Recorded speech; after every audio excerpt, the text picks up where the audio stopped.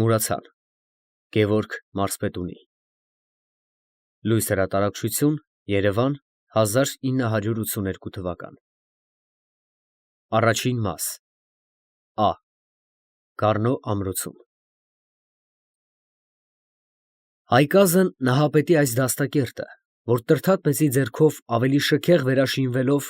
հայտնի պատերազմների ժամանակ ծառայել էր պետությանը իբրև անառիկ ամրոց և թե խաղաղության միջոցին պատսպարել յուր մեջ արքունական գանձերը և հարստությունները, ինչպես և վտանգների երեսից փախչող իշխանական ընտանիքներին, ընդնմին մնալով և ապահով ձմեռոց հայ զորքերի համար, չնայելով ապիրատ Վասակի ձեռքից Վարդանանց օրերում կրած հիմնական ավերմունքներին, տակավին շեն էր և կանգուն այն օրերում, որոնցից սկսվում է մեր պատմությունը։ Նա գտնվում էր Այրարատ նահանգի Մազազ և Ոստան գավառները միմյանցից բաժանող Գեղա լեռան մի ոստի վրա, որը վերջին դարերում յուր ծոցում գտնվող Սուրբ Գեղարդի անունով կոչվեցավ Գեղարդասար։ Բարձրադիր սարավանդակը, որի վրա կառուցված էր ամրոցը, շրջապատված էր բնությամբ փառահեղ և ահարկու տեսարաններով. հոյակերպ ժայռեր, անհեթեթ հողազանգվածներ, ահավոր անդունդներ, իսկ ավելի հեռվից գեղատեսիլ լեռներ խրոխտ և կոհակավետ գագաթներով ծածկում էին նրա շրջակայքը և հանդիպակաց հորիզոնը։ Ամրոցի առջևից փրփրադեզ ալիքները դարևանդներից գահավիժելով հոսում էր ազատ գետի սրընթաց մի վտակը, որ սարավանդակը ընդգրկող ձորակից անցնելով միանում էր ազատի երկրորդ վտակի հետ և ապա օձապտույտ գետահետելով դուրս գալիս Դվնո ընդարձակ դաշտը, Ոստան գավառի այգեստաններին ջուր և զովություն մատակարարելու։ Հինավուրց ամրոցը, որ յուր հինգ եկեղեցիներով, բազմաթիվ շինություններով և պահականոցներով հանգչում էր միապաղաղ ժայռերից և ամբարտակներից զանգված բարձրության վրա, պատսպարված էր ամեն կողմից թե բնության և թե արհեստի ամրություններով։ Հյուսիսային կողմից նրան պաշտպանում էին, բացի կիսաբոլոր պարիսպները և աշտարակները, այլև Գեղարդասարի այն գահավանդները, որոնք աստիճանաբար բարձրանալով կցվում էին Գեղա լեռան հետ։ Արևելյան և արևմտյան կողմերից շրջապատում էին հսկայական պարիսպներ և հզոր աշտարակներ, որոնք շինված էին կոփված և հղկված խանձաքար ժայռերից և ամրացրած կապարով ու երկաթով։ Իսկ հարավային և մասամբ արևելյան կողմից բարձրանում էին միակտուր քարաժայռերի բնական պատնեշներ, որոնք խորաձորի միջից հսկայական բուրգերի նման դեպի վեր ձգվելով ընդգրկում էին ամրոցի այս շրջապատը և այդպիսով դարձնում նրան ահարկու և անմատչելի։ Հարավ֊արևելյան այս բարձրության վրա, ամրոցի գրեթե ծայրին, իբրև զույգ օդաչու հսկաներ կանգնած էին առաջին, արքունական դղյակը յուր մռայլ շինություններով և ատամնավոր աշտարակներով և երկրորդ, Տրդատա հոյակապ Հովանոցի 24 հոնիական բարձրաբուն սյուներով, տակավին անեղծ արձաններով և բարձր ու քանդակազարդ ձեղունով, որ հովանավորում էր արքայական դաստակերտի, հռովմեական արվեստի ստեղծագործած ուրիշ բազմաթիվ զարդարանքները։ Նրա սյունազարդ և ընդարձակ սրահից երևում էին, ինչպես ափի մեջ, թե ամրոցը յուր բնակարաններով և պահականոցներով, և թե շրջակա լեռները և ձորերը իրենց գեղեցիկ կամ էլ անհեթեթ տեսարաններով։ Այսպիսով, արքայաշեն սարավույթը, զվարճալի զբոսավայր մի լինելուց զատ, ծառայում էր նաև ինչպես մի գեղեցիկ դիտարան թե վտանգի և թե խաղաղության ժամանակ։ 923 թվականի աշունն էր։ Գեղարդասարը մերկացել էր արդեն այն աղքատիկ կանաչներից, որոնք հազիվ գարնան վերջերին համարձակվում են ծածկել յուր ժայռապատ լանջերը։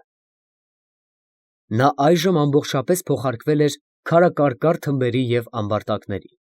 որոնց խոշորագեղ խստությունը չէին մեղմում նույնիսկ Գառնո գեղեցիկ շինությունները։ Օրը տարաժամել էր։ Սարի կրճերից անցնող ճանապարհների վրա շնչավոր էակ չէր երևում։ Դվնո դաշտից դարսողները վաղուց հասել էին տուն և կամ դադարել այրիվանից խորշերում, ուր հոգևոր հայրերը օթևան և կերակուր էին տալիս ուշացած հայ անցորդներին։ թույլ չտալով, որ նրանք մութը կոխելու վրա անցնեն գառնո կրճերից, որովհետև հագարացի ավազակախմբերը հետևում էին այդպիսիներին ամեն տեղ։ Այս պատճառով շրջակա ձորերի և անդունդների վրա թագավորում էր ահարկ ու լռություն, որ հազիվ երբեմն ընդհատվում էր լեռների մեջ շառաչող աշնանային քամուց կամ էլ դարևանդներից գահավիժող ազատ գետի խոխոջներից։ Բազմամարդ գառնո մեջ անգամ դադարել էր շարժումը։ Աշնանային խոնավ և լեռնային ցրտությունը հավաքել էր ամրոցի բնակիչներին իրենց բնակարանները։ Երևում էին միայն մի քանի պահապաններ, որոնք երկաթե գլխանոցներով, ծանր սրերը գոտիներից կախած և պղնձապատ վահանները ու երկար նիզակները ձեռքներին, անցուդարձ էին անում։ Ոմանք ամրոցի դռների մոտ կամ էլ պահականոցների առաջ և ոմանք դղյակի շուրջը, ուր այդ ժամանակ ապրում էր Աշոտ Երկաթի ամուսինը, Սահականույշ Թագուհին։ Չնայելով, որ թագավորը դեռ նոր էր հաշտվել յուր հորեղբոր որդի Աշոտ Բռնավորի հետ և նրա հետ էլ միասին դվին մայրաքաղաքը նորից նվաճելով, այլազգիներից մաքրել այն, այսուամենայնիվ, ժամանակի վատթարության պատճառով անկարելի էր թագավորական ընտանիքը դվինում պահել։ Հագարացի բռնավորները ամեն ժամանակ կարող էին հարձակվել այդ քաղաքի վրա, որ ժամանակի կռվածաղիկն էր։ Եվ որովհետև թագավորը շարունակ զբաղված էր յուր տերության այս ու այն մասում բռնկող ապստամբությունները նվաճելով, ուստի թշնամիների հասած ժամանակ թագավորական ընտանիքը կարող էր մայրաքաղաքում վտանգի ենթարկվել։ Ահա այդ պատճառով Սահականույշ Թագուհին էլ ապրում էր գառնո ամրոցում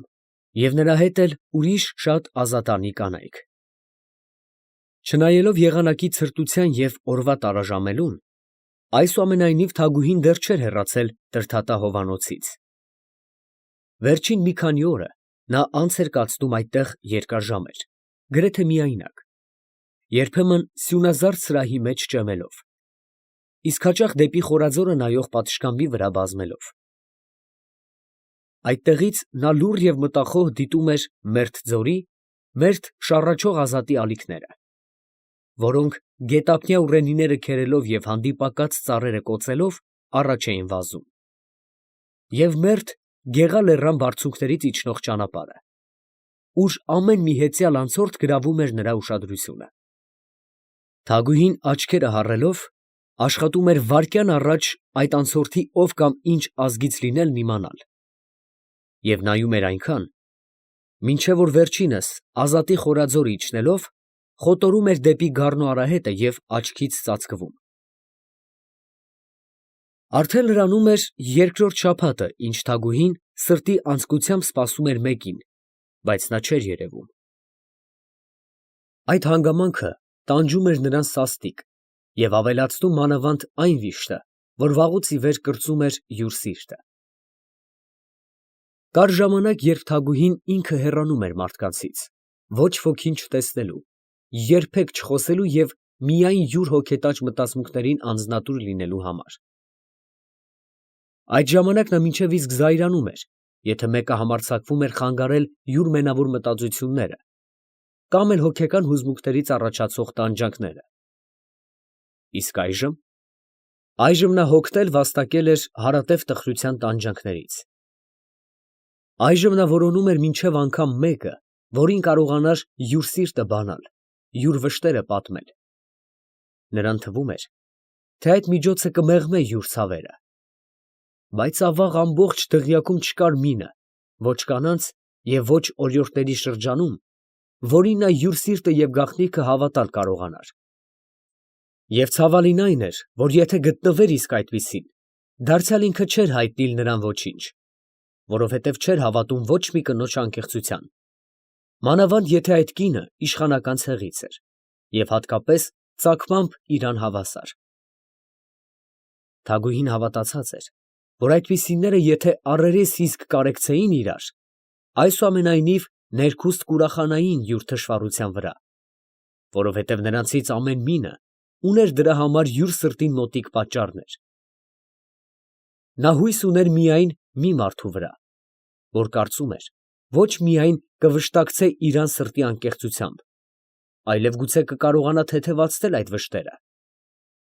Ահա այդ մարդուն էր սպասում Թագուհին այնքան անձկությամբ, որ սակայն հակառակ յուր խոստման և սուրհանդակի բերած տեղեկության, տակավին չէր երևում։ Բայց ահա մոտենում էր Թագուհուն տարիքավոր մի կին, միջին հասակով, բարի դեմքով, աղու աչքերով, ժպիտը շրթունքներին և կարծես վախենալով, թե միգուցե յուր մոտենալը գրգռե Թագուհու զայրույթը։ Այս կնոջը հայտնի էր Թագուհու ցավերը, տանջող վշտերը։ Նա սկզբից արդեն ամեն բան տեսել, քննել և ստուգել էր։ Նա անկեղծ սրտով վշտացել և արտասվել էր մեծ տիկնոջ համար դեռ այն ժամանակ, երբ նա ինքը, տիկինը, անտեղյակ յուր դժբախտությանը, զվարճանում էր արքայական զբոսանքներով մերթ Սյունյաց և մերթ Գուգարած լեռներում։ Այդ կինը Սեդան էր, Թագուհու գորովագութ դայակը, դղյակում եղող կանանց մեջ ամենից բարին և ազնվասիրտը։ Նրան, այո, հայտնի էր ամեն ինչ վաղուց, բայց նա այդ մասին ոչինչ չէր խոսել մինչև այժմ Թագուհու հետ այն պարզ պատճառով, թե երբ մարդ չէ կարող յուր դժբախտության առաջն առնել, ապա լավ է, որ նա երբեք այդ դժբախտությունը չիմանա և կյանքը իզուր չդառնացնե։ Իսկ այժմ, երբ արդեն Թագուհին ամեն բան գիտեր, Սեդան հո կարող էր նրա հետ խոսել, ցավակցել նրան կամ էլ մխիթարել։ Չէ՞ որ նա մի օր յուր կաթնասունն է եղել, յուր գրկումն է մեծացել։ Այսպես էր մտածում Սեդան, բայց և հետո իսկույն խելաբերում, որ սահականույշը գարդմանա իշխանի դուստրը, այլևս կաթնասուն չէ, որ նա այսօր յուր Թագուհին է, որ ինքը կարող է միայն նրա ոտքերը համբուրել, բայց հավասար նստել նրա հետ կամ վշտակցել նրան, իհարկե չպիտի համարձակեր։ Այն օրից, երբ Սեդան իմացավ, թե Թագուհին ծանոթացել է արդեն յուր դժբախտությանը, խեղճ կինն այլևս հանգստություն չուներ։ Ճշմարիտ է, նա ոչնչով չէր կարող օգնել յուր Թագուհուն, բայց միակ խնամքը, որ նա կարող էր և պարտավոր էր տանել, տանում էր։ Այդ այն է, որ նա շվաքի պես հետևում էր մեծ տիկնոջը ամեն տեղ և աշխատում կարելույն չափ հաճախ խանգարել նրա մենավոր մտածությունները, որով կարծում էր, թե կարող է փոքր-ի-շատե պահպանել նրա առողջությունը։ Օրը տարաժամել է, սիրելի Թագուհի, չէի՞ր հաճիլ դղյակը վերադառնալ, մոտենալով պատշգամբին, հարցրեց դայակը։ Սեդա, դու այստեղ ես։ Անհանգստությամբ դարձավ դեպի նրան Թագուհին։ Այո, մեծափառ տիկին, եկա հայտնելու։ Եվ վաղուց ես դու այստեղ։ Ընդհատեց նրան Թագուհին կասկածոտ եղանակով, վախենալով կարծես, որ դայակը լսած լինի յուր վշտերը մատնող մի որևէ խոսք կամ հառաչանք։ Հենց որ արևը ետևն անցավ։ Իսկ ես պատվիրել եմ, որ ոչ ոքի միայնությունը չխանգարե։ Այո, մեծափառ տիկին, քո պատվերը ես զանց անել չէի համարձակիլ, բայց օրը տարաժամել էր, քամին բարձրացել, դու կարող էիր մրսել, եկա հիշեցնելու, որ դղյակը վերադառնալու ժամանակն է։ Հիշեցնե՞լ։ Սեդա, ի՞նչ է դա նշանակում։ Կես զարմացած և կես բարկացած հարցրեց Թագուհին։ Բարի դայակը շփոթվեցավ։ Նա իրավունք չուներ ասել Թագուհուն այն ամենը, ինչ որ ինքը ճշմարտություն էր համարում։ Նա զգաց յուր սխալը,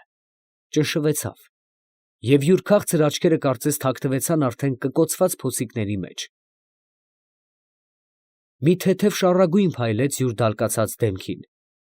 բայց յուր անուշ ժպիտով, որից անբաժան էին մայրական խանդը և գոռովը, նա ծածկեց շուտով յուր ներքին ճնշման արտաքին պատկերը։ Թագուհու լուրջ և անթարթ հայացքը, որ տակավին սևեռած էր յուր վրա և դեռ կարծես բացատրություն էր պահանջում իրանից, յուր այդ քաղցր ժպիտի շնորհիվ հետզհետե մեղմացավ։ Սեդան համարձակություն առավ խոսելու։ Եվ իրավ, չէ՞ որ նա սիրում էր Թագուհուն և նրա գաղտնիքները իմանալու համար չէր, որ հետևում էր նրան, այլ պահպանելու նրա թանկագին առողջությունը, որի վրա դողում էր ինքը իբրև որդեգորով մայր։ Մի՞թե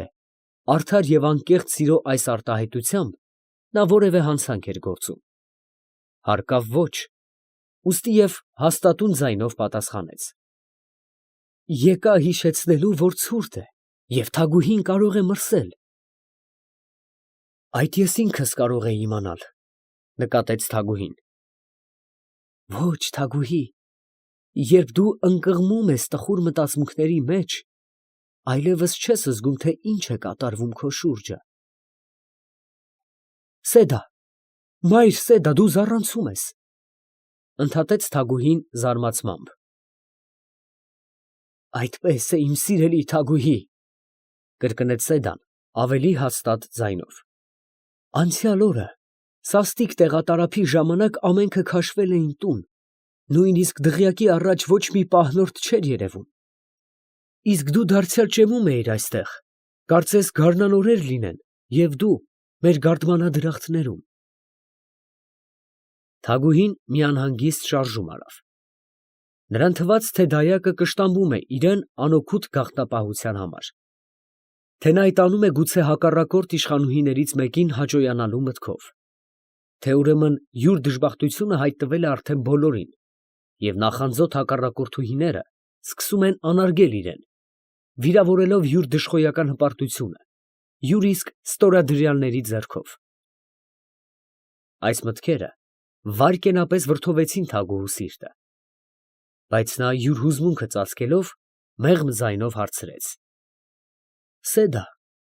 քեզով ասաց, որ թագուհին ընկղմում է տխուր մտածմունքների մեջ,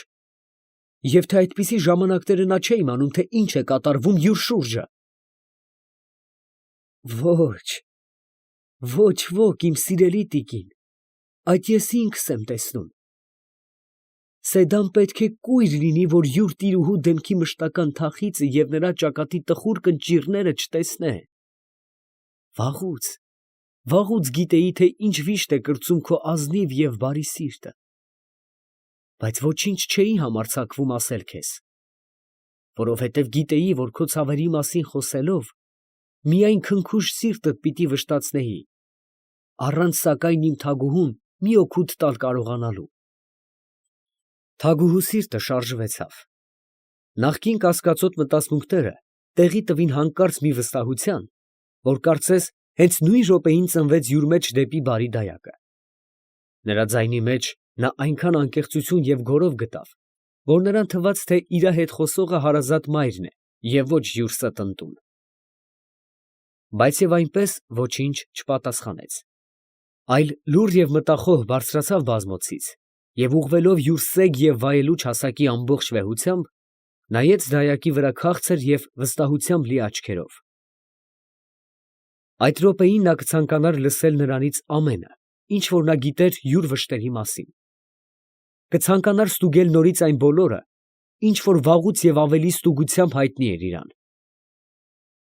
Բայց յուր դժխոյական հպարտությունը չէր ներում իրան այդ թուլությունը։ Նա մինչև այժմ ոչ ոքի հետ չէր խոսել այդ մասին,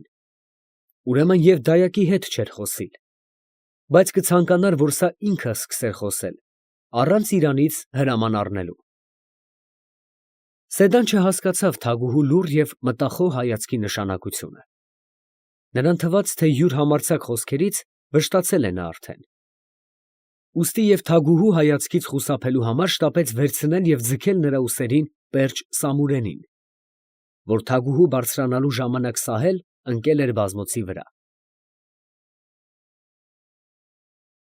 Դրա համար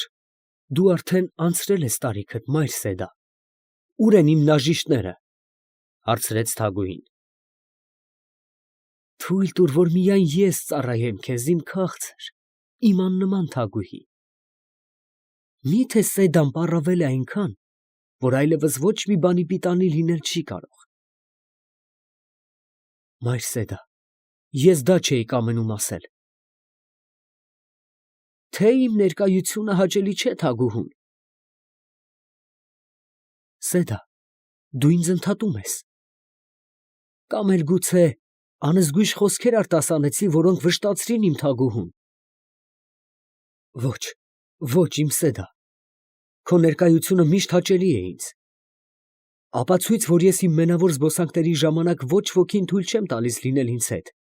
բայց դու միշտ կաս։ Եվ ամեն անգամ, երբ կամենում ես, խանգարում ես ինձ, առանց նայելու, թե Թագուհին ցանկանում է դա, թե ոչ։ Այդպես էլ պիտի անեմ, մեծափառ տիկին, բարկացիր ինձ վրա, եթե քեզ հաճելի է, բայց թույլ տալ, որ ժամերով տխուր մտածմունքների մեջ խորասուզվես, չեմ կարող, այդ կվնասե քո թանկագին առողջությանը։ Թանկագին։ Այո, գուցե քեզ համար իմ բարիս է դա, միայն քեզ համար, շշնջաց Թագուհին ինքն իրեն, և ապա դառնալով դայակին հարեց. Իրավունք ունիս, մայր Սեդա, ես քեզ վրա չեմ բարկանում, բայց ես արդարև երկար մնացի բացօթյա, ուր են նաժիշներս։ Դու հրամայել ես, որ նրանք չերևան, մինչև կոչի ձայն չառնեն։ Կանչիր ուրեմն, թող գահավորակս բերեն։ Այս ասելով, Թագուհին առաջացավ դեպի հովանոցի անկյունը և սյունաշարի մոտ կանգնելով, սկսավ դիտել շառագույն լուսինը, որ կամաց բարձրանում էր հանդիպակաց լեռների ետևից։ Թեպետ ցուրտն արդեն զգալի էր և քամին փչում էր հաճախ, բայց երկինքը վճիտ էր և անամպ։ Աստղերը սկսել էին փայլել, և լուսնի սկավառակը, որ կարծես կախված էր լեռան գագաթին իբր մոգական մի լապտեր, սկսում էր լուսավորել պարեխավոր լեռները և բլուրները։ Դարևանդներից գահավիժող ազատ գետի փրփրախառն ալիքները տեղ-տեղ փայլփլում էին ինչպես արծաթի սահանք։ Թագուհին գրավվեցավ լուսնկա երեկոյի գեղեցկությամբ և կրկին խորասուզվեց մտածությունների մեջ։ Փոքր մի ևս, և նա նորեն դեպի պատշգամբը պիտի դառնար և բազմոցի վրա ընկնելով անձնատուր լիներ երևակայության տանջող թռիչքներին։ Բայց նաժիշտների ձայնը և ջահերի լույսը, որ դղյակի սպասավորները ձեռքներին բերում էին, նրան սթափեցրին։ Թագուհին ետ նայեց։ Նաժիշտների և դայակի հետ միասին գալիս էր նաև տիկին Գոհարը, մարզպետունի իշխանուհին, որ հառաչանալով ակտացությամբ գլուխ խոնարհեց Թագուհուն և հաճոյական խոսքերով տրտունջ հայտնեց նրան յուր չափազանց մենասիրության համար։ Այստեղ նստած դիտում եմ Գեղա֊լեռան ճանապարհը, որպեսզի Գևորգ իշխանի գալստյան լուրը ամենից առաջ հաղորդեմ քեզ, ֊ պատասխանեց Թագուհին անուշ ժպտալով։ Շնորհապարտ կլինեմ, եթե միայն ուրախ լուր բերենա մեզ, ֊ հարեց Գոհար իշխանուհին և ձեռքը տվավ Թագուհուն, օգնելու նրան հովանոցի աստիճաններից իջնելու։ Իսկ եթե ուրախ լուր չբերե, ֊ հարցրեց Թագուհին։ Այդ ժամանակ կցանկանայի, որ ամրոցի դռները չբանային նրա առաջ, ֊ կատակեց իշխանուհին։ Թագուհին ժպտաց և ոչինչ այլևս չխոսեց։ Հովանոցի առաջ կանգնած էին 4 հուժկու սպասավորներ, ձեռքներին բռնած Թագուհու ոսկեզօծ գահավորակը, զարդարված ծաղկանկար մետաքսով և ոսկեթել փնջերով։ Նաժիշտերի օգնությամբ Թագուհին վազմեց նրա վրա։ Ջահընկար սպասավորները լուսավորեցին ճանապարհը, որի տարածությունը մինչև դղյակը հազիվ մի քանի տասնյակ քայլ էր։ Գահավորակն առաջ անցավ իշխանուհու և նաժիշտների ընկերակցությամբ։ Դղյակի լայնակամար դռան առաջ նույնպես վառվում էին ղամբարներ, և մի խումբ զրահավոր պահապաններ անցուդարձ էին անում այդտեղ։ Երբ Թագուհու գահավորակը մոտեցավ, նրանք իսկույն շարվեցան կառքով և ի նշան հպատակության նիզակները խոնարհեցին այնքան, որ նրանց տեգերը կպան գետնին։ Ձեր հիվսնապե՞տը, ֊ հարցրեց Թագուհին, մոտենալով պահապաններին։ Այստեղ եմ, մեծափառ տիկին։ Այս խոսքերով մոտեցավ Թագուհուն մի բարձրահասակ և գեղադեմ երիտասարդ, որ մյուսներից զանազանվում էր յուր զենքերի փայլունությամբ և գլխանոցի վրա ծածանող ցցունքով։ Բերդակալից լուր ունե՞նք։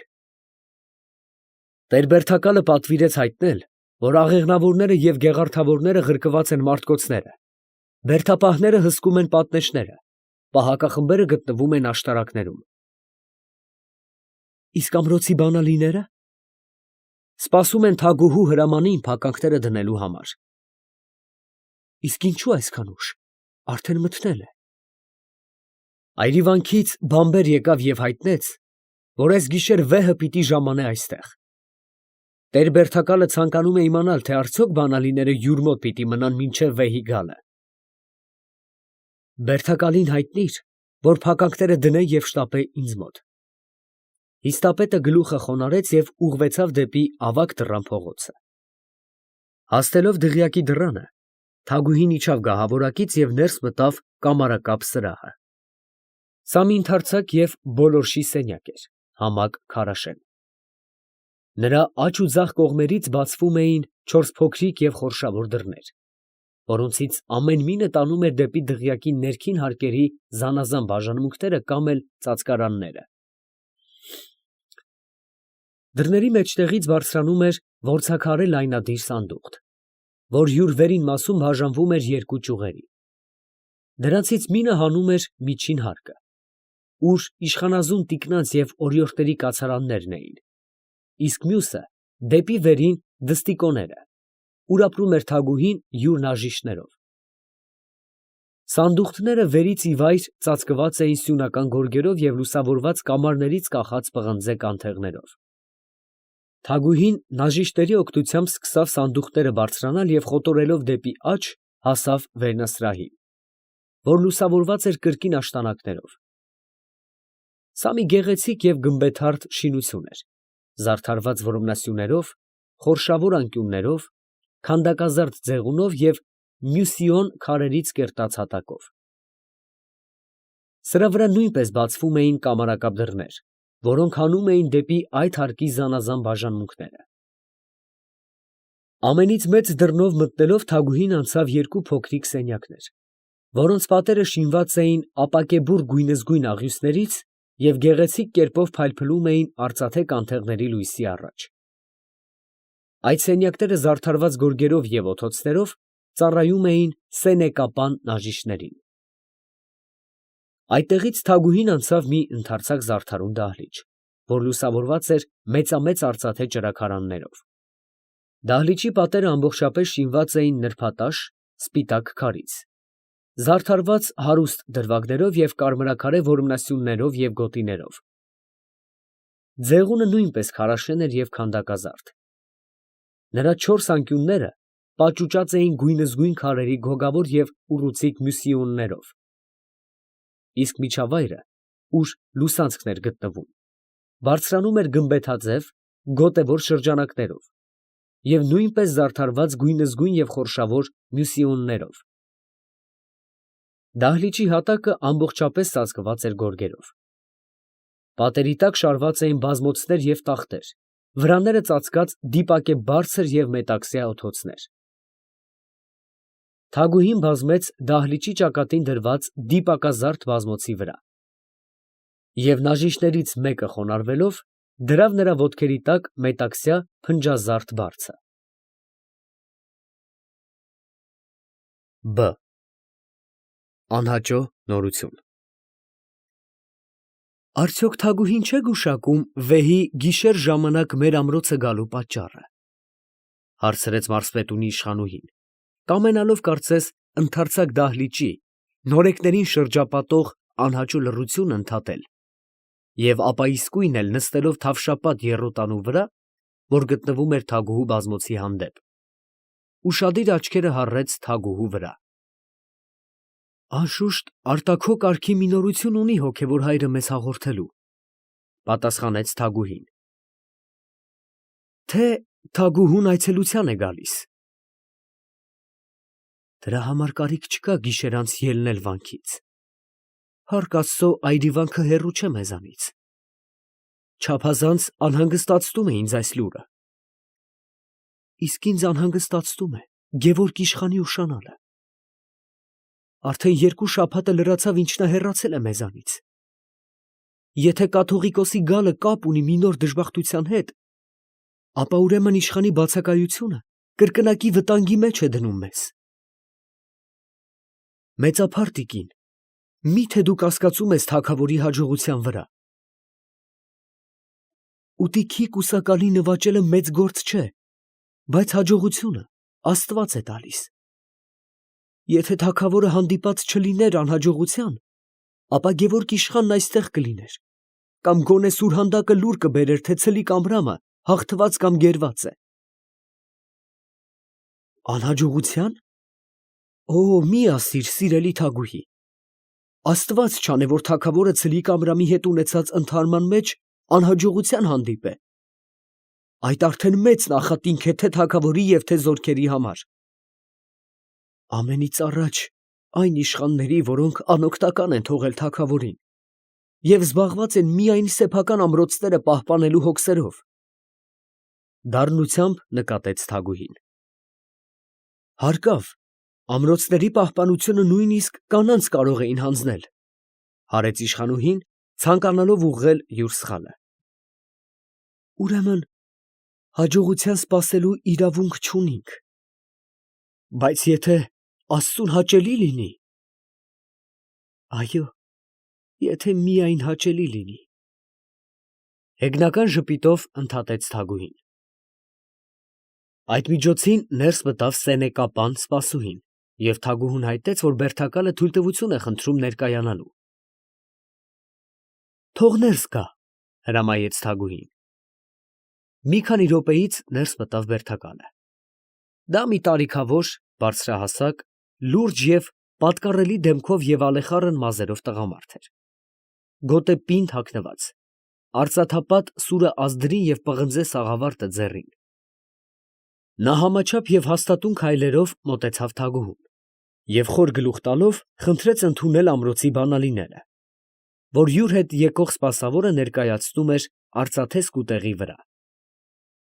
Թագուհին վերցրեց բանալիները և հանձնեց դայակին, որ կանգնած էր իրենից փոքր-ինչ հեռու։ Վերջինս այն առնելով, տարավ Թագուհու առանձնարանը։ Սա մի ծես էր, որ կատարվում էր ամեն երեկո միևնույն կարգով։ Քանի մարզպետունի իշխանը, Աշոտ թագավորի հավատարիմը, գտնվում էր գառնո մեջ, բերդակալական պաշտոնը վարում էր նա անձամբ, և ամրոցի բանալիները գտնվում էին նրա ձեռքին։ Բայց այն օրից, որ նա Թագուհու հրամանով գնաց ուտիկ, Աշոտ թագավորի արշավանքի մասին տեղեկություն առնելու, և եթե կարիք կար, օգնական զորք հասցնելու, այդ օրից Թագուհին բերդակալության պաշտոնը հանձնեց Մուշեղ անունով այս հինավուրց զորականին։ Նա իշխանական ծագումից չէր, բայց թագավորական տան բազմամյա և հավատարիմ ծառայողներից մինն էր։ Թագուհին թեպետ կարող էր ամրոցի բանալիները ընդմիշտ հավատալ նրան, իբրև բերդակալի, բայց որովհետև ժամանակը չար էր և շարունակ լուրեր էին հասնում, թե այս ու այն բերդը գրավվել է թշնամուց բերդակալի թուլությամբ կամ էլ պահնորդների մատնությամբ, ուստի Թագուհին որքան էլ որ մեծ հավատ ուներ Մուշեղի վրա, այնուամենայնիվ, որպեսզի գիշերը հանգիստ քուն վայելի, կարգադրել էր, որ ամրոցի դռները փակելուց հետո բանալիները դղյակ բերվեն։ Դուք ամենում էիր, որ մինչև վեհի գալը բանալիները քեզ մոտ լինեին,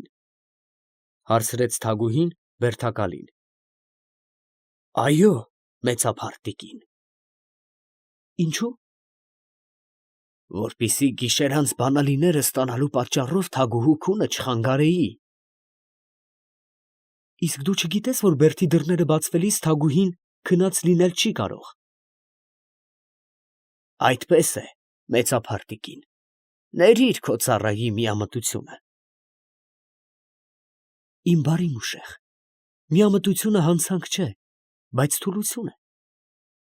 Իսկ մենք չար ժամանակներում ենք ապրում, և ամեն մի քայլերնից զգուշությամբ պիտի փոխենք։ Ասում ես, վեհը ո՞ր ժամին պիտի գա։ Պատվիրակը ժամը չորոշեց, այլ միայն հայտնեց, որ պիտի հաճի ժամանել այս գիշեր, և խնդրեց, որ ամրոցի դռները բանալու պատրաստ գտնվինք։ Իսկ դու չես կարողանում նրա գալստյան պատճառը գուշակել։ Անշուշտ, նա գալիս է Թագուհուն այցելելու։ Բայց ինչու գիշերանց։ Նորին սրբությունը շատ ամփառասեր է։ Նա փախուստ է տալիս հանդիսավոր ընդունելությունից և ժողովրդյան ցույցերից։ Այս միջոցին կրկին ներս մտավ սենեկապանը և հայտնեց, որ գոռ իշխանը ցանկանում է ներկայանալ Թագուհուն։ Թող գա, ասաց Թագուհին ժպտալով, և նրա դեմքը ուրախ արտահայտություն ստացավ։ Մարզպետունի իշխանուհին սկսավ ծիծաղադեմ դեպի դուռը նայել։ Զվարթ արտահայտություն ստացան նաև օրիորդ նաժիշտների և դայակի երեսները։ Երևում էր, որ ներս մտնողը բոլորին էլ սիրելի մի անձնավորություն էր։ Եվ ահա ներս մտավ 20-ամյա մի պատանի, բարձրահասակ, գեղեցկադեմ, վառվռուն աչքերով, համակ զրահազգեստ, ոսկեզարդ սուրը մեջքին, նույնպիսի բասպաններ և սռնապաններ հագած և փայլուն սաղավարտը ձեռին։ Ժպտալով նա մոտեցավ Թագուհուն և համբուրեց նրա ձեռը։ Ապա մոտեցավ յուր մորը, մարզպետունի իշխանուհուն, համբուրեց նույնպես նրա աջը և կանգնեց բերդակալի կողքին։ Ամեն անգամ, երբ քեզ տեսնում եմ, գոռ, ինձ թվում է, թե կամ պատերազմ ես գնում, կամ ճակատամարտից վերադառնում։ Ինչու միշտ զրահազգեստ ես, հարցրեց Թագուհին ժպտադեմ։ Այդպես պատվիրել է ինձ իմ հայրը, մայր Թագուհի։ Բայց այս ժամին, փակված ամրոցում, Թագուհու դղյակի մեջ, մի՞թե կարիք կա։ Ամեն վայրկյան պատրաստ պիտի լինեմ դիմագրավելու, ով գիտե, գուցե հենց այստեղ, դղյակի դստիկոններից մինում, թաքչող մի ապիրատի հետ պետք է լինում մենամարտել։ Օ, վտանգավոր մարդ ես դու, գոռ իշխան, նկատեց Թագուհին։ Իմ Թագուհու և թագավորի թշնամիների համար, որոնց երևի դու չես ճանաչում, և որոնց երբեք չէի կամենալ տեսնել այս դղյակում։ Մարզպետունի իշխանուհին, որ մայրական խանդով լցված նայում էր որդուն, նրա վերջին խոսքից հրճվեցավ, իսկ Թագուհին ուրախ ծիծաղեց։ Բայց գիտես, սիրելիս, որ այդպիսի մի թշնամի գտնվում է այժմ մեր դղյակում, ասաց Թագուհին կեղծ լրջությամբ։ Անունը, եռանդով հարցրեց գոռը։ Որ թաքնված ներքին խուցերից մինում, անշուշտ հարմար առիթի է սպասում մեզ վնասելու։ Բայց ո՞վ է դա, անհամբերությամբ հարցրեց պատանին։ Օրիորդ Շահանդուխտը։ Իշխանիկը ժպտաց և շառագունեց, բայց Թագուհին և իշխանուհին սկսան ծիծաղել։ Իսկ այժմ որտեղից ես գալիս, ուրախ լուր չես բերել մեզ, հարցրեց կրկին Թագուհին։ Այո, տխուր լուր չէ հաղորդելիքս, պատասխանեց իշխանիկը։ Վեհից երկրորդ պատգամավոր եկավ, որ հայտնում է, թե հայրապետ այլևս չէ գալիս մեր ամրոցը։ Եվ պատճառը։ Պատգամավորը չհայտնեց պատճառը, որովհետև ամրոցի դուռը փակ էր, ես աշտարակի պատուհանից էի խոսում նրա հետ։ Թագուհու ուրախ տրամադրությունը կրկին խանգարվեց։ Նա ընկավ մտածության մեջ։ Արդյոք ինչ տարօրինակ և գուցե տխրառիթ նորություն էր պատահել, որ կաթողիկոսը գիշերանց գալիս էր գառնի, և այժմ ի՞նչն է ստիպում նրան յուր մտադրությունը թողնելու։ Արդյոք ուտիքից մի տխուր լուր առավ, թե թշնամիների մոտալուտ հարձակման մասին մի բան է լսել։ Բայց ինչու համար ասացիր, թե տխուր լուր չէ հաղորդելիքդ։ Մի՞թե վեհի գալուստը անհաճո է քեզ, հարցրեց Թագուհին։ Այո, Թագուհի, կտրուկ պատասխանեց իշխանիկը։ Զարմանում եմ, ասաց Թագուհին և մի տարակուսական հայացք ձգեց պատանու վրա, իսկ բերդակալը դեմքը խոժոռեց, կարծես վախենալով գոռի նոր ասելիքներից, որոնք կարող էին յուր արկաթողիկոստ ունեցած սրբազան զգացմունքը վիրավորել։ Հրաման խնդրեց Թագուհուց և ողջունելով նրան, դահլիճից հեռացավ։ Մարզպետունի իշխանուհին դա նկատեց և վշտանալով որդու անհամեստ պատասխանի վրա, շտապով հարցրեց նրան. Ինչու կաթողիկոսի գալուստը անհաճո է քեզ։ Եթե մայր Թագուհին կհրամայե ինձ անկեղծորեն խոսել, խոսիր, ամեն հանցանքներից թեթևը անկեղծորեն խոսելն է, ասաց Թագուհին։ Տխրում եմ, որովհետև նա գալիս է մեր ամրոցը ոչ մայր թագուհուն այցելելու և ոչ մեզ օրհնելու։ Գոռ, զգուշությամբ խոսիր, ընդհատեց մայրը որդուն, հանկարծական հուզմունքից շառագունելով։ Գոհար իշխանուհի, թող որ նա յուր միտքը ազատորեն հայտնե, նկատեց թագուհին ծանրությամբ։ Անկեղծորեն խոսելու համար չպետք է զգուշության ուժ դարձնել, մայրիկ։ Ես խոսում եմ իմ թագուհու և մոր առաջ։ Այո, կրկնում եմ, կաթողիկոսը գալիս է ոչ թե մեզ օրհնելու, այլ գառնիում ամրանալու։ Ինչպես թե ամրանալու, հարցրեց թագուհին։ Անշուշտ նա լսել է, որ հարձակում է պատրաստվում մեր լեռների վրա, և ահա ապաստանում է գառնիին։ Եթե նա այդպիսի բան է լսել, ապա ուրեմն խոհեմություն է անում մեր ամրոցը գալով, նկատեց իշխանուհին։ Ոչ, մայրիկ, նա չպետք է յուր միաբաններին անհույս և անօգնական ձգե այրիվանքում և միայն յուր անձի փրկության համար հոգա։ Իսկ դու այդպիսի մի բան լսել ես, հարցրեց թագուհին։ Ոչ, թագուհի, ես այդպես ենթադրում եմ։ Բայց պետք է խոսել ապացույցների և ոչ թե ենթադրությունների վրա հիմնված, ծանրությամբ նկատեց իշխանուհին։ Մայր թագուհի, կհրամայեք ինձ պատասխանել, դարձավ գոռը թագուհուն։ Խոսիր, պատասխանեց վերջինս։ Ապացույցն այն է, մայրիկ, որ վեհը Յուսուփի տեղակալից մի որևէ նսրից վախենալով անտեր է թողել Դվինի կաթողիկոսարանը և ապաստանել այրիվանքի ծործորներին։ Իսկ նսրը վաղ թե ուշ կմտնե Դվին և կգրավե թե կաթողիկոսարանը և թե նրա կալվածները։ Եթե ոստիկանը կտիրե մայրաքաղաքին, որի պաշտպանը բացակա թագավորն է, ինչ կա զարմանալու, եթե նա գրավե նաև կաթողիկոսարանը, որի պաշտպանը մի անզեն հոգևորական է։ Հուզված խոսեց իշխանուհին, առանց մտածելու, որ այդ խոսքերով վշտացնում է թագուհուն։ Իսկ վերջինս ոչ միայն խոցվեց իշխանուհու խոսքերից, այլև ներքին վրդովմունքից գրեթե այլագունեց։ Բայց չկամենալով երևան հանել յուր հուզմունքը, կամաց բազմոցից բարձրացավ և անուշադիր դեպի իշխանուհին մեղմ ձայնով ասաց դայակին. Մայր Սեդա, ես հոգնած եմ, պատրաստ է արդյոք հանգստանալս։ Այո, սիրելի թագուհի, այո, պատասխանեց դայակը։ Թագուհին մի բռնազբոսիկ ժպիտով ողջունեց իշխանուհուն և իշխանիկին ու բարի գիշեր մաղթելով նրանց, ուղղվեցավ դեպի առանձնարանը։ Սեդան և նաժիշտերը հետևեցին նրան։ Մայր իմ, ի՞նչ արիր դու։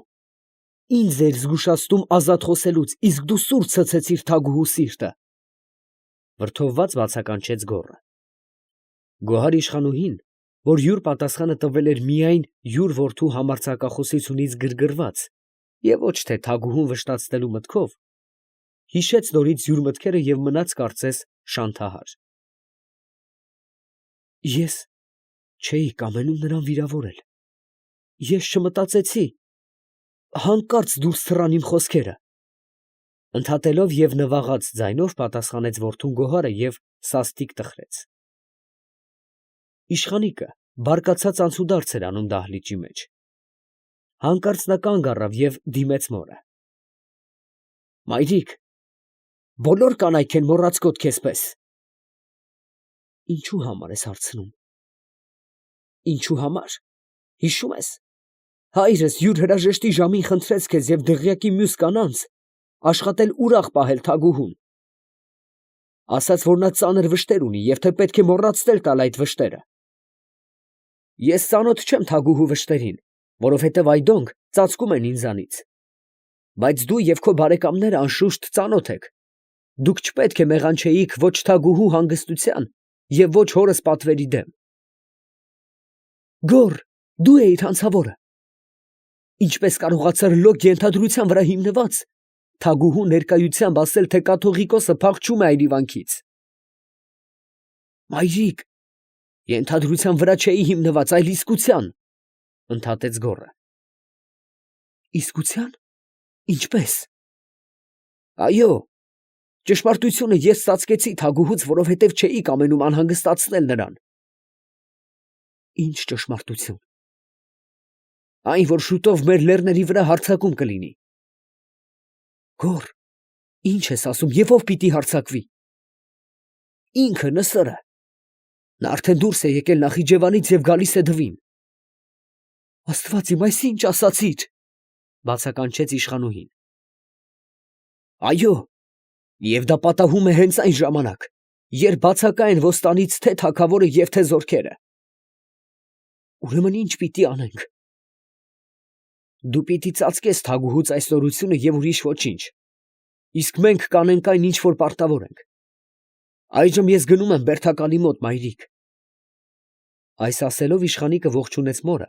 եւ շտապ քայլերով դուրս գնաց դահլիճից։ Գոհար իշխանուհին շվարած եւ մտամոլոր ուղղվեցավ դեպի յուր կացարանը։ Գ. Դայակի զրույցները։ Դահլիճից հեռանալով Թագուհին մտավ յուր առանձնարանը հոգեպես հուզված։ Առաստաղից կախած արծաթե կանթեղի լույսը տկար եւ դժգույն թվաց նրան, թեպետ յուր հրամանովն էր, որ միայն մի ճրագ էր վառվում յուր քնարանում։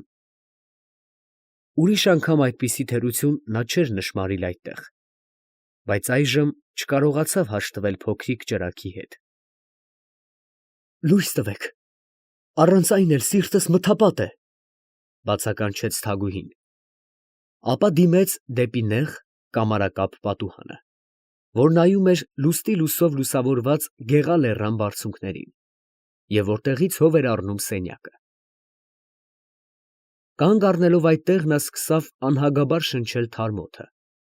կարծես կամենալով մեղմել նրա զովությամբ յուր սիրտը վառող կրակի տապը։ Բաժիշտներից մինը ներս բերավ իսկույն ոսկեզօծ հնգճյուղյան ճրագարանը և դրավ ընկուզենուց շինած և սադափով ու փղոսկրով զարդարած նգույրի վրա։ Սենյակը լուսավորվելով, Երևան հանեց հինավուրց արհեստի նրբաճաշակ զարդարանքները, որոնցով գեղարվեստասեր Տրդատը դարեր առաջ պաճուճել էր տվել յուր սիրարժան քեռ, հայոց Թագիծին օրիորդի և հավերժական Կուսի գիշերային հանգստարանը։ Դղյակի ուրիշ շատ սենյակների նման քարաշեն էր և այս առանձնարանը, միայն այն զանազանությամբ, որ սա կերտված էր ընտիր գույնզգույն քարերից։ Պատերից յուրաքանչյուրը բաժանվում էր 4 կամարամասի, հնգական զույգ որմնասյուներով, որոնք հաստատված էին գոտեզարդ պատվանդանների վրա։ Նրանց հոնիական խոյակները միավորում էին 4 կիսաբոլոր կամարներ։ Պատերի հարթ և ողորկ մասերը շինված էին սպիտակ, սյուները և կամարները դեղնագույն քարից, իսկ պատվանդանները և խոյակները հրաշեկ պրոփյուրից։ Որմնասյուներով բաժանված մասերում մեջընդմեջ շինված էին կամարազարդ խորշեր, որոնց ներսը կերտված է հաղճապակյա գույնզգույն աղյուսներից, իսկ եզերքը զարդարած ծիրանակարի մանեկաձև գոտիներով։ Յուրաքանչյուր երկու խորշերի մեջտեղը գտնվող հարթ տարածության վրա քանդակված էին դրասանգներ և ծաղկանկարներ։ Սենյակի ձեղունը գմբեթարդ էր, զարդարված սև ու կարմիր քարերի ծաղկաձև շարվածներով, իսկ առաստաղը պատերի հետ միավորող քառանկյունները պճնված խորշ֊խորշյա ոսկեզօծ մյուսիոններով։ Պատերից երկուսի վրա շինված էին երկու նեղ, բայց երկար ու կամարավոր պատուհաններ, եզերված պորփյուրյա մանեկաձև գոտիներով։ Համակ քարաշեն այդ սենյակի հետ գեղեցիկ հակադրություն էր կազմում Թագուհու քնարանը, որ բռնած էր սենյակի աջ անկյունը, սքողված մետաքսյա ծիրանեգույն առագաստներով և զարդարված ոսկեթել ծոպերով ու փնջերով։ Դայակը մոտենալով մահճին, բացավ նրա ծանր առագաստերը և Երևան հանեց հարուստ դիպակներից և նրբահյուզ բեհեզներից պատրաստված անկողինը, գրգված պարսկական թավշյա ծաղկանկար վարսերով։ Ապա Թագուհուն դառնալով մեղմ ձայնով հարցրեց. կկամենայիր մեծափառ այժմ են իսկ հանգստանալ։ Այո, այժմ են իսկ, սաստիկ հոգնած եմ, պատասխանեց Թագուհին և երեսը պատուհանից դարձնելով բաժիշտներին հրամայեց յուր հանդերձը հանել։ բայց նրա երեսը այդ միջոցին արտահայտում էր ոչ թե հոգնածություն, այլ ներքին հոգեկան հուզմունք, որ սակայն մի գրավիչ փայլ էր տալիս նրա գեղանի դեմքին, լուսալիր աչքերին, նազելի հասակին և դժխոյական սիգաճեմ շարժմանը։ Երկու նաժիշտները միաժամանակ մոտեցան նրան։ Հանեցին նախ թագուհու սովորական զարդերը, որոնք էին յուր բյուզանդական ծանրագին ապարանջանները և գինդերը, ապա ոսկեհուռ մանյակը, որ գրկում էր նրա փղոսկրյա պարանոցը, գոհարազարդ գոտին, որ սեղմում էր նազիկ իրանը մետաքսե նուրբ պատմուճանի մեջ, և ձախ ուսի վրա փայլող հագին թե ճարմանդը, որով կոճկված էր յուր հարուստ կուրծքս քողող ոսկենկար բաճկոնակը։ Արձակեցին նույնպես մարգարտյա վարսակալը, որ ամփոփում էր նրա մազերը հունական տարազով։ Հարուստ հյուսերը ոսկե կապերից ազատվելով, ալեծածանցը փռվեցան նրա կիսամերկ ուսերի և կրծքի վրա։ Կիսով չափ հանվելով, թագուհին նստեց մահճի վրա և պահանջեց յուր սաղմոսարանը։ Նաժիշտներից մեկը մոտեցավ քնարանիցնարին և այդտեղ դրված փոքրիկ դարակից հանելով ոսկեկազմ և ակունքներով զարդարած մի գիրք, համբուրեց այն և տվավ թագուհուն, ընդնմին մոտեցնելով նրան ճրագարանը։ Այժմ արդեն գոհ եմ, գնացեք և հանգստացեք։ Այս գիշեր ինձ մոտ կմնա Սեդան, ֊ ասաց թագուհին նաժիշտներին։ Բայց մի՞թե չէիր կամենալ մի բան ճաշակել, ֊ գոռովալից ձայնով և հոգատար եղանակով հարցրեց Սեդան։ Ճաշակել, ոչ, կամ գոնե մի գավաթ օշարակ ըմպել։ Լավ, ինձ զովացուցիչ մի բան բերեք, ֊ ասաց թագուհին, կարծես կամենալով շնորհ անել դայակին։ Նաժիշտները դուրս գնացին թագուհու հրամանը կատարելու։ Առանձնարանի մեջ լռություն տիրեց։ Թագուհին բացավ սաղմոսարանը, իբր թե կարդալու համար, բայց նրա աչքերը խաղում էին գրվածքի վրա մեքենայաբար։ Նա ոչինչ չէր կարդում, այլ միայն այդպիսով կամենում էր հեռացնել յուր աչքերը Սեդայից, որպեսզի մինչև նաժիշտների գալը և վերադառնալը ոչ մի զրույց չսկսե նրա հետ։ Բայց նա շնչում էր անհանգիստ, և յուր կուրծքը փոթորկելու մոտեցած ալիքի նման անընդհատ բարձրանում և իջնում էր։ Վերջապես վերադարձան նաժիշտները, բերելով իրանց հետ արծաթե սկուտեղի վրա ոսկե գավաթով զովացուցիչ օշարակ, որ պատրաստված է մրգերի հուզից և մեղրաջրից, այլև արարատյան այգիների ընտիր պտուղներ։ Այժմ ազատ եք, ֊ ասաց թագուհին նաժիշտներին։ Նաժիշտները գլուխ խոնարհեցին թագուհուն և հանգիստ նինջ մաղթելով հեռացան։ Թագուհին խորը շունչ քաշեց, որպես թե մի ճնշող ծանրությունից ազատված։ Ապա գիրքը դնելով նգույրի վրա և երեսը դարձնելով դեպի Սեդան, որ ձեռքերը խաչած կանգնած էր յուր սնարի մոտ, հարցրեց. Սեդա, դու լսեցի՞ր, ինչ ասաց գոհարիշխանուհին։ Այո, տիկին, լսեցի։ Բայց հասկացա՞ր այն ակնարկությունը, որ քո թագավորին էր վերաբերում։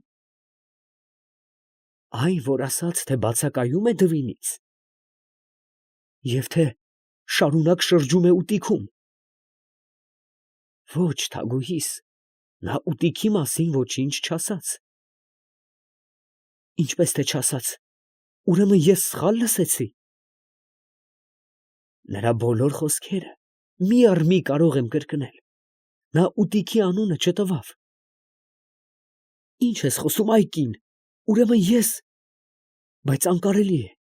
ես հիշում եմ, որ նա ուտիքի մասին էլ ակնարկեց։ Մի՞թե դու չտեսար, թե ինչպես այլայլվեցա ես։ Այո, սիրելի թագուհի, ես տեսա, թե թագավորի բացակայության մասին իշխանուհու արած ակնարկությունն ինչպես տակնուվրա արավ քեզ։ Բայց ուտիքի մասին խոսք չէ եղել։ Երևի իշխանուհու ակնարկությունից դու այն ես եզրակացրել, թե իբր նա ասում է. թագավորը բացակայում է մայրաքաղաքից, որովհետև ցանկանում է ուտիքում լինել։ Եվ ահա այժմ քեզ թվում է, թե վերջին խոսքը նույնպես լսել ես նրանից, բայց ես լավ հիշում եմ, նա այդ խոսքը չարտասանեց։ Դայակի դիտողությունը լուսավորեց թագուհու միտքը։ Նրա հիշողությունը բացվեցավ, նա զգաստացավ և միևնույն ժամանակ սաստիկ ամաչեց, տեսնելով, թե որ աստիճան ինքն անձնադուր է եղել յուր երևակայության։ Բացի այդ, նա հանկարծ մտաբերեց, որ ինքը Սեդայի հետ դեռ ոչինչ չունի խոսած յուր վշտերի մասին։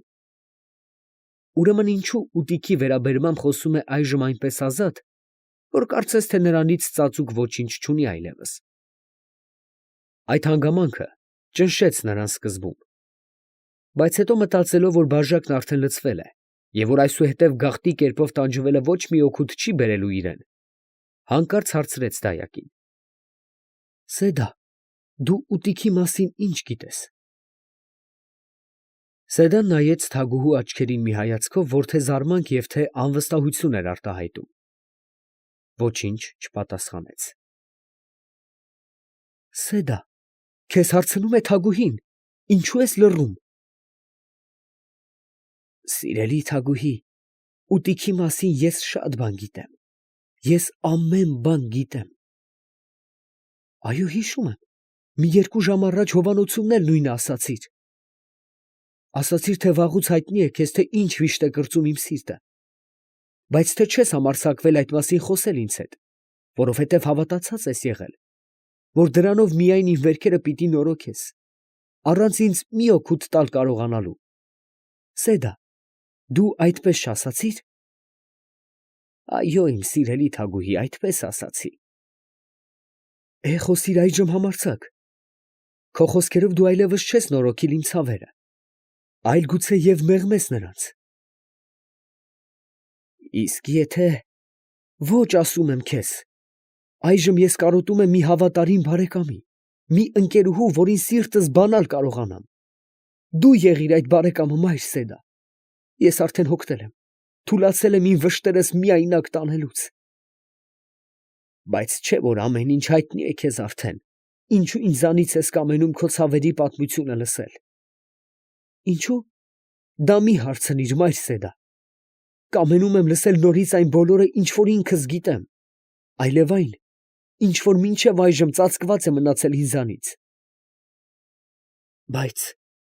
չգիտեմ, թե որտեղից սկսեմ։ Սկզբից, բոլորովին սկզբից։ Գիշերը երկար է, ես չպիտի կարողանամ քնել։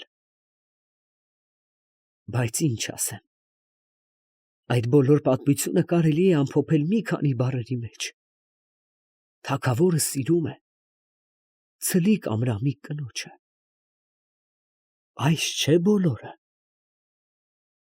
Թագուհին րոպեապես ցնցվեցավ։ Մի գաղտնի հուզմունք անցավ նրա սրտից ինչպես մի կայծակ, և նրա հոգին խռովվեցավ նման ծովափնյա ջրին, որի մեջ հանկարծ գլորվում է լեռան կողմերից պոկված մի քարաժայռ։ Մի թեթև վարդագույն նրա այտերը ծածկեց և ճակատը տամկացավ աննշմարելի ցողով։ Ըստ երևույթին նա չէր սպասում դայակի այս կարճ և ամեն ինչ մերկացնող պատասխանին։ Նա կամենում էր այո լսել նրանից բոլորը, բայց այսքան շուտ, այսքան մերկապարանոց, չէ՞ որ յուր ականջները դեռ սովոր չէին այդ բանին։ Հանկարծ մի դայակ համարձակվի յուր ներկայությամբ անպատշաճ խոսքեր ասել յուր թագավոր ամուսնու մասին, մի՞թե դա հնարավոր էր։ Մի՞թե թագուհին այդ կարող էր լսել։ Լռիր, Սեդա, ոչինչ մի խոսիր, հանկարծ հրամայեց նա, ինքն էլ չիմանալով, թե ինչու համար է լռեցնում խեղճ կնոջը։ Դայակը ապշած մնաց։ Նա երկյուղագին և անթարթ աչքերով նայում էր թագուհուն, առանց նրա բարկության պատճառը գուշակել կարողանալու։ Բայց թագուհին լուռ էր։ Նա գլխիկոր և աչքերը խոժոռած նայում էր հատակին։ Անցան մի քանի վայրկյաններ։ Հուզմունքը տեղի տվավ առողջ դատողության։ Թագուհին բարձրացրեց աչքերը և նայեց Սեդային, որի երկչոտ հայացքը և այլայլված դեմքը ճնշեցին յուր քնքուշ սիրտը։ Արժե՞ միթե նրա պատճառով վիրավորել այս խեղճին։ Ինչու կեղծության քող այսքան համառությամբ սեղմել եմ երեսին, մտածեց ինքն իրեն թագուհին, և ձեռքը պարզելով դեպի դայակը, գոռովալից ձայնով ասաց. Սեդա, մոտեցիր, տուր ինձ քո ձեռքը։ Սեդան մոտեցավ բռնազբոսիկ քայլերով, բայց ձեռքը թագուհուն տալ չհամարձակվեցավ։ Մոտեցիր, ասում եմ, տուր ինձ քո ձեռքը։ Սեդան մոտեցավ և յուր փափուկ ու սպիտակ աջը պարզեց դեպի թագուհին։ Վերջինս բռնեց այն քնքշությամբ և սիրալիր հայացքով նայելով դայակի աչքերին, ասաց. «Մայր Սեդա, ես քեզ վշտացրի, ներիր ինձ»։ Եվ այս ասելով ջերմությամբ համբուրեց նրա ձեռքը, բայց այնպես արագ, որ դայակը արգելել չկարողացավ։ «Իմ թագուհի, իմ մեծափառ տիկին, ի՞նչ ես անում»,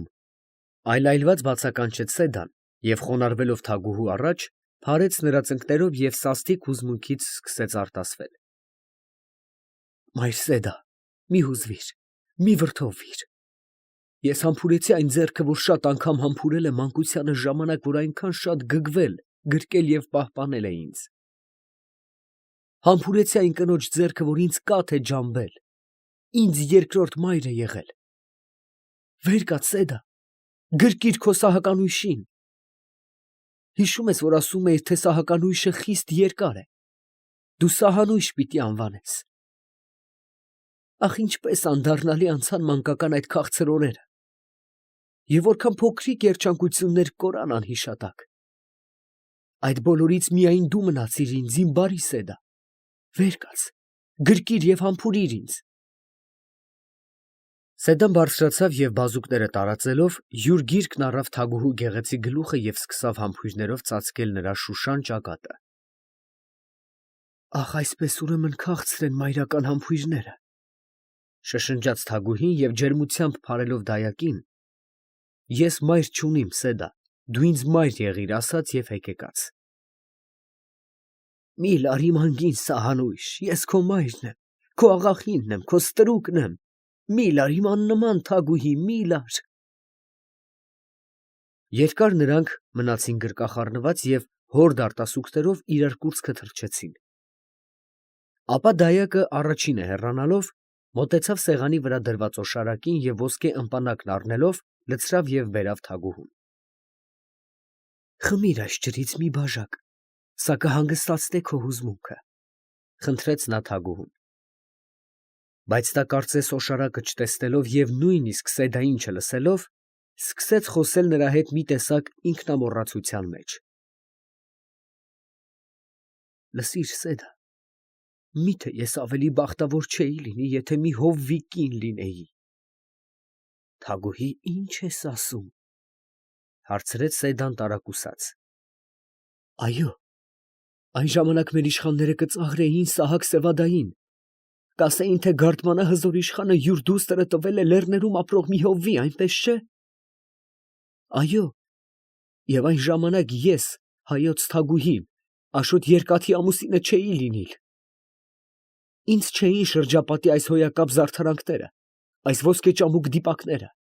այս արծաթե և փղոսկրյա կարասիները։ Այո, և զորախմբերը չէին խոնարհիլ իմ առաջ իրանց դրոշն ու նիզակները։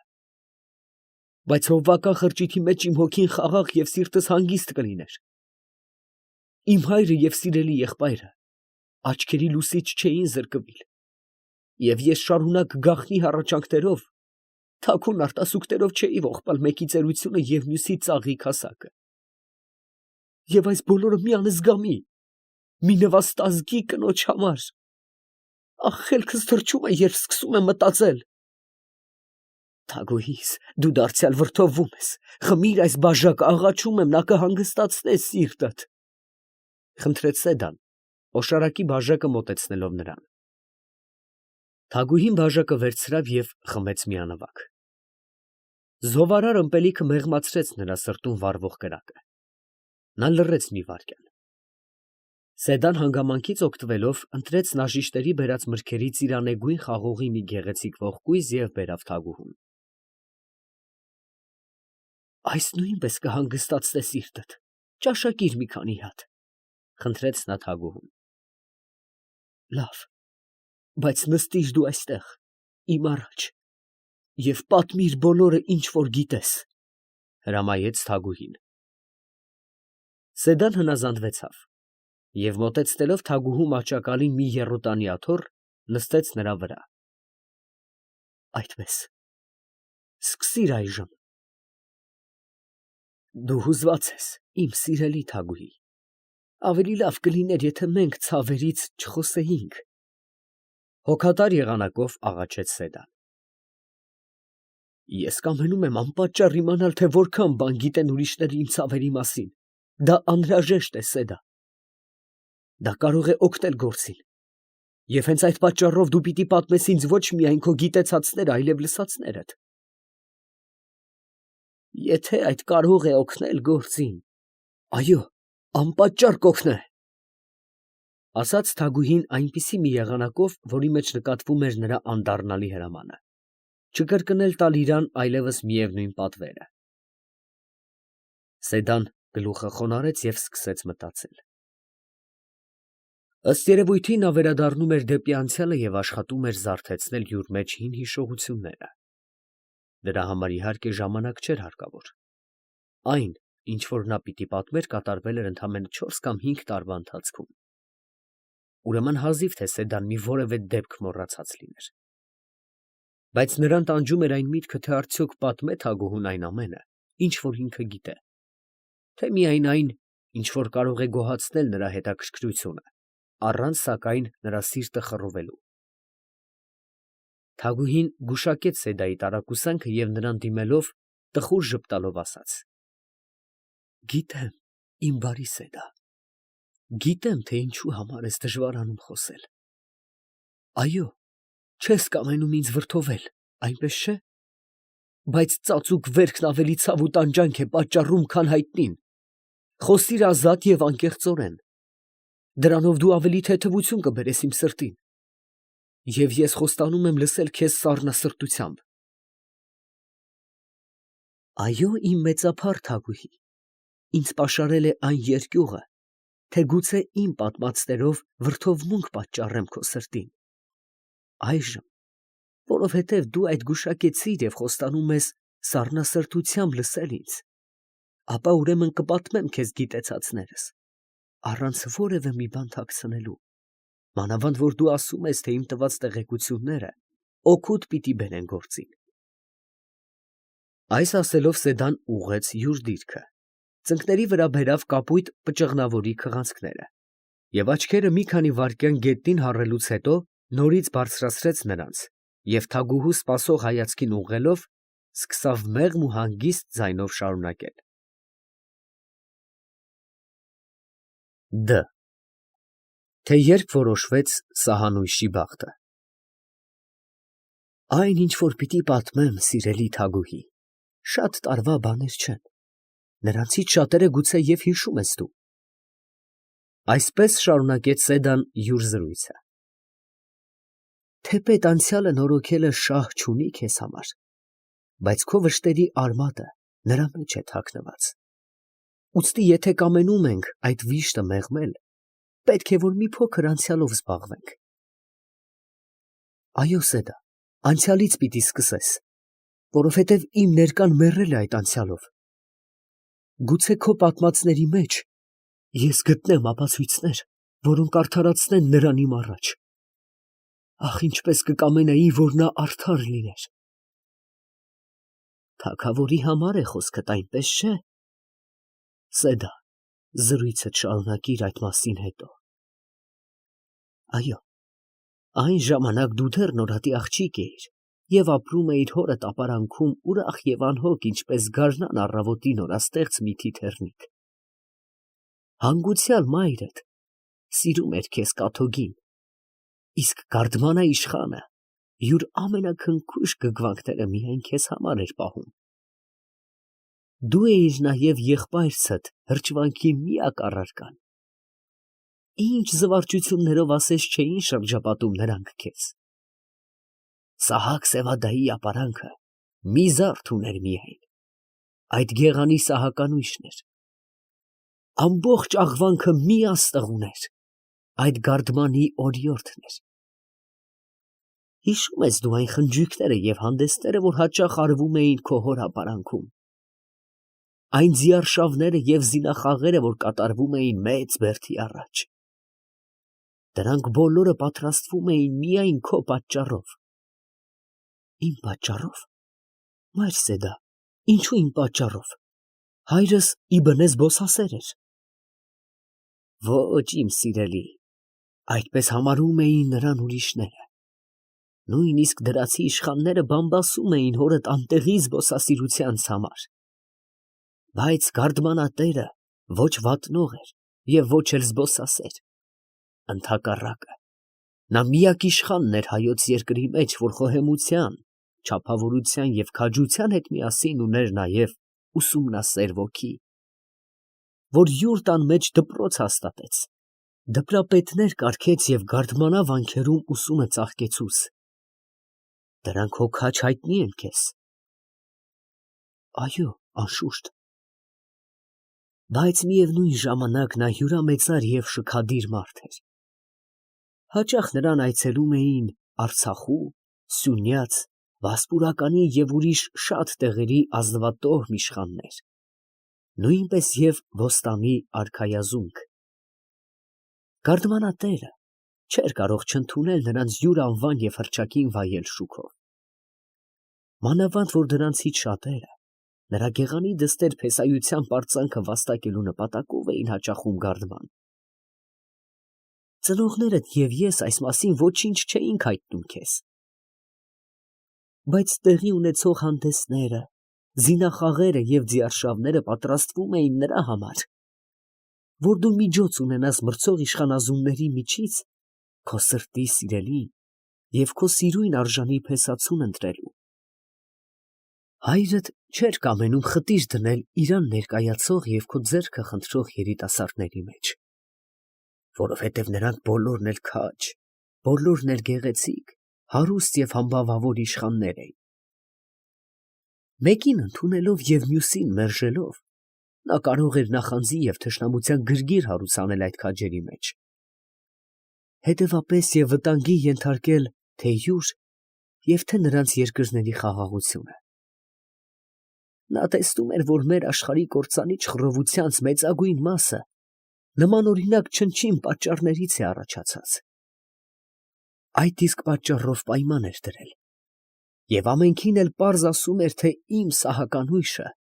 հարս կլինի այն իշխանին, որին նա ինքը կհավանե։ Այս պայմանին նախապես և անտրտունջ համաձայնվում էր ամեն մի իշխան։ Բայց դու հիշում ես, չհավանեցիր ոչ Սյունյաց Սմբատ իշխանին, ոչ արքաեղբայր Գուրգեն արծրունուն, ոչ քաջ Ատոմ Անձևացուն, ոչ մոկած տեր Գրիգորին և ոչ աղվանական զարմի որևէ մի սեպուհի։ Հիշում եմ, այո, չհավանեցի և ոչ մեկին։ Ես հպարտ էի այդ ժամանակ ինչպես լեռան կրծքին բուսած բարձրաբուն կաղնին, որ արհամարհում է յուր կողքերը քերող սղոխները և քամին, բայց որին վերջապես կործանում է բքաբեր հողմը։ Ախ, ինչպես չարաչար պատժվեցա ես իմ հպարտության համար։ Թագուհի, եթե դու վրդովվում ես, ապա հրաման տուր, որ լռեմ, խնդրում եմ։ Չէ, չէ, խնդրում եմ, Սեդա, խոսիր, բայց այդքան հեռվից մի սկսիր։ Այդպես հարկավոր է, սիրելի տիկին։ Ավելի լավ է կարգով պատմել և ոչինչ չմոռանալ, քան թե շտապել և կարևորը չասել։ Երևի դու կամենում ես, որ ես իմ ցանկացածները դեռ քեզանից չլսած քուն մտնեմ, այնպես չէ՞, Սեդա, հարցրեց թագուհին ժպտալով։ Ոչ, ես քեզ բոլորը կպատմեմ, դժվարանալով պատասխանեց Սեդան և նույնպես ժպտաց։ Հասկացա նպատակդ, հասկացա, բարեսիրտ կին, ինչպես շատ ես հոգում դու իմ մասին, բայց միևնույն է, ես չպիտի քնեմ այս գիշեր, ուրեմն պատմիր, ինչ որ գիտես, ես սպասում եմ։ Այդպես, սիրելի թագուհի, դու բոլոր փեսացուներին մերժեցիր, և մենք մնացինք շվարած։ Մայրդ դժգոհ էր, որ իշխանը ընտրության իրավունքը տվել է քեզ։ Ես էլ ինչ մեղքս թաքցնեմ, համաձայն էի մեծ իշխանուհու հետ, բայց հայրդ գլուխը շարժեց և ասաց. «Իմ սահանույշը կգտնե յուր արժանավոր փեսացում. նրա ամուսինը երևի իշխանականից մի փոքր ավելի բարձր տիտղոս կունենա»։ Խեղճ մարդ, մարգարեացել է, բայց եթե կարողանար գուշակել նաև այն, թե իշխանականից ավելի բարձր կոչում ունեցող այդ փեսացուն ինչ ձյուն պիտի բերեր յուր խեղճ հորս գլխին։ Թողնենք ուրեմն Թագուհիս այս պատմությունը։ Ես ախր տեսնում եմ, որ որքան էլ զգուշությամբ խոսեմ, դարձյալ պիտի վրդովեմ քեզ։ Դու սառնասրտությամբ լսել չես կարողանում։ Կուզես ես քեզ պատմեմ գնունի իշխանների, ողբացյալ Դավթի և Գուրգենի նահատակության պատմությունը։ Օ, ինչպես սրտաշարժ և միևնույն ժամանակ ոգևորող է նա։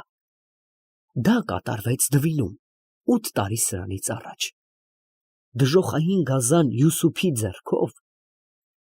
Սեդա, սկսածդ շարունակիր։ Նահատակությանց պատմություն լսելու ցանկություն չունեմ։ Շարունակիր, խնդրում եմ։ Խոստանում եմ, ես այլևս չեմ վրդովվիլ։ Լավ, տեսնենք, ասաց Սեդան ժպտալով և նորից սկսավ յուր զրույցը։ Եվ այդպես, մեծ իշխանի գուշակությունը կատարվեցավ։ Հիշում եմ ինչպես այսօր։ Այո, երջանիկ օրեր էին, բայց անցան։ Ինչը չէ այս աշխարհում անցնում։ Ունայնություն ունայնությանց, ամենայն ինչ ընդունայն է, ասել է Սողոմոնը։ Թագուհին ժպտաց։ Սեդան կանգ առավ և նայեց նրան։ Նա կամենում էր իմանալ, թե ինչու համար է Թագուհին ժպտում։ Վերջինս գուշակեց դայակի տարակուսանքը և ծիծաղելով ասաց. Ինչպես ծանր ես դու պատմում, Սեդա։ Իսկույն, իմ սիրելի Թագուհի, այլևս չեմ ծանրացնիլ, ասաց Սեդան նույնպես ժպտալով։ Բայց մի ձանձրանար, եթե մի քիչ հեռվից սկսեմ։ Ախր ինչ անեմ, չեմ կարողանում մոռացության տալ հիշատակած արժանի պատմությունները։ Լավ, խոսիր, չեմ ձանձրանում։ Հա, երբ Սմբատ թագավորին խաչեցին Դվինի առաջ, ախ, ինչ ծանր օրեր ենք անցրել, հիշել անգամ սարսափում եմ։ Այդ ժամանակ Աշոտ Դյուցազնը դեռ գտնվում էր ուտիքում։ Դարձյալ ուտիքում։ Ախ, Սեդա, այդ անունը մի տար, չեմ կարող լսել։ Թագուհիս, այո, կործանվի ուտիքը, որ ես նրա անունը այլևս չլսեմ։ Նյարդային ցնցումից վրդովված բացականչեց Թագուհին և ներքին հուզմունքից բոլորովին այլայլվեց։ Մի երկու վայրկենի մեջ նա այնպես փոխվեցավ, որ Սեդան քաշվեցավ, ճնշվեցավ ինչպես մի հանցավոր։ Նա լռեց և դիտում էր Թագուհուն երկչոտ հայացքով։ Վերջինս, սակայն, էլ չէր նայում դայակի վրա։ Յուր գեղանի, բայց թախիծով լի աչքերը ուղղել էր պատուհանին, որի նեղ ու երկար անցքի միջից թափանցում էին լուսնի կաթնագույն շողերը։ Թվում էր, թե նա դիտում է լուսանցքի պատի վրա այդ շողերի նկարած կամարազարդի պատկերը կամ հեռվում աղոտ կերպով նշմարվող մթապատ լեռների արտևանունքը։ Բայց նա իսկապես ոչինչ չէր տեսնում և մինչև անգամ ոչինչ չէր մտածում։ Նրա սիրտը հուզված, հոգին խռովված էր։ Ուստի և միտքը սլանում էր խավար և անպարունակ դատարկության մեջ, ուր մերթընդմերթ հանդիպում էին նրան լուսավոր շերտեր, որոնց վրա նկարված էին լինում յուր վշտերի զանազան պատկերները։ Բայց նա կանգ չէր առնում նրանց առաջ և շարունակ թռչում էր հեռու դեպի խավար, անսահման տարածությունը, ուր հետզհետե նվազում էին անհաճո պատկերները, ուր թագավորում էր միայնություն, լռություն և մոռացում։ Երկար այս դրության մեջ մնաց Թագուհին և ապա վերջապես խոր հոգոց հանեց։ Կարծես ծանր աշխատությունից վաստակաբեկ նա յուր աչքերը դարձրեց դեպի Սեդան հոգնած ձևով, նայեց և գլուխը շարժեց։ Խեղճ դայակը դեռ լուռ, անշշունջ և ձեռքերը կրծքին խաչած նայում էր Թագուհուն։ Մի փոքր առաջ նրան թվացել էր, թե յուր սիրասուն սահանույշը, չդիմանալով վշտերի ծանրության, արդեն խելագարվում է։ Չէ՞ որ նրան յուր հոր տանը պահել մեծացրել են այնպես փափուկ, այնպես քնքուշ, ինչպես արքայական Բուրաստանի այդ գողտրիկ Շուշան, որին միայն գարնան հովը կարող էր շարժել և այգածին ցողը կամ էլ մեղմով ճնշել, բայց երբեք կեղչուկի կոշտ, կոպիտ ձեռքերը… Սակայն այդ Բուրաստանի ծաղիկը, այդ ձյունաթույր Շուշանը կգում է այժմ յուր գլուխը դառնաշունչ հողմի, ծանր վշտերի հարվածների տակ… Մի՞թե նա կարող էր դիմանալ… Այդպես էր մտածում Սեդան… Բայց երբ տեսավ, որ Թագուհին նայում է իրան խաղաղ և անվրդով հայացքով, որովհետև նյարդերի գրգռումն անցել էր արդեն, նա հանգիստ շունչ քաշեց և ձեռքերի խաչը լուծեց։